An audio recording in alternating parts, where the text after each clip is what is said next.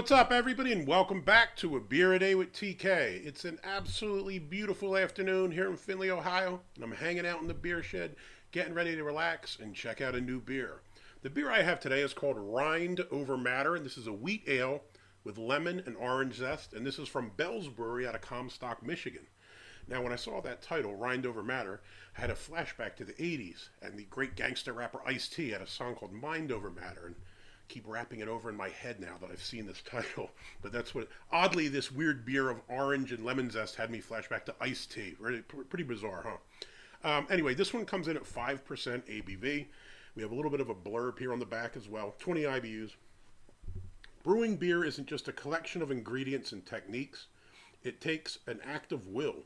With a dash of real lemon and orange zest, this wheat ale is bright and refreshing. It's more than the sum of its parts. It's rind over matter. Now, Bell's Brewing does some really good stuff, so I'm expecting this to be solid. I don't think they've let me down too many times over the years, so we'll check it out. One thing I found interesting, when I went to the website, I always try to find the IBUs, because I know some people are interested in that stuff. And it had it said there was 20 IBUs, but it had a little disclaimer that said, why don't we list IBUs? And it said that there's a difference between absolute bitterness versus perceived bitterness. And was saying that some of their stouts, like the Expedition Stout, is actually higher IBUs than some of the other beers that you'd expect to be high on the IBUs. So I kind of get it, right? I think sometimes see the IBU number and they get scared away and say, I'm not going to drink this instead of just trying it. Because IBUs, obviously you can hide bitterness. You can do a lot of different things with it. So I guess the bitterness in a beer is more than just a number. So that's the reason why they don't do it. Pretty interesting. Ratings-wise, this does pretty good. Untapped, 3.6. Beer Advocate, 3.69. Overall rating, an 84. Good.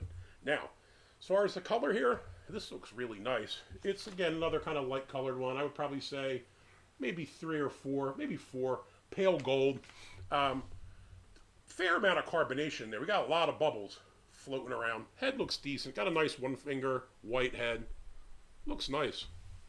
It's a little cloudy. I can kind of see through it, but it is a bit cloudy. The bubbles are crazy. It's almost like champagne bubbles in there. Really fine, but there's tons of them. Let's give it a sniff. Now, this is supposed to have, what do we say? Wheat ale with lemon and orange. So I'm guessing we're going to try to pick up some citrus here.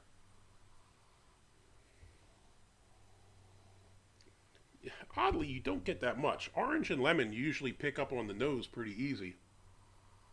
This is kind of just like vaguely citrusy, but not too strong. Yeah, let's give it a shot. Cheers. First thing you pick up, this is very light bodied. I expected this to be a little bit thicker, but it's relatively light bodied. Taste is nice. It's kind of simple.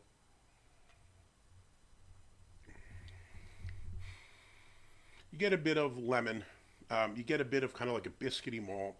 Not much going on with the hops. I mean, there's only 20 IBUs, maybe a tiny hop finish at the end, but it's nothing too crazy. The one thing I'm kind of missing on here is the orange. Light beer, crisp. You pick up the citrus, but I think it's more the lemon rind or whatever it is. You can taste the lemon. It's not super bitter, but you do pick up the lemon, and I think it plays off well with the malt.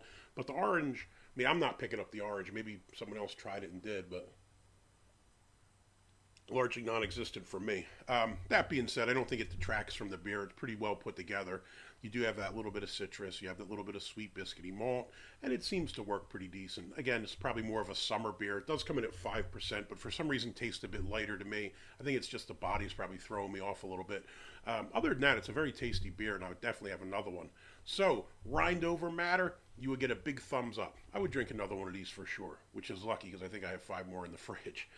If you like the videos, please give me a thumbs up. Hit that like button. If you want to see more videos like this, please hit subscribe. And as always, you got any comments or questions, jump in down below. Have you had Rind over Matter?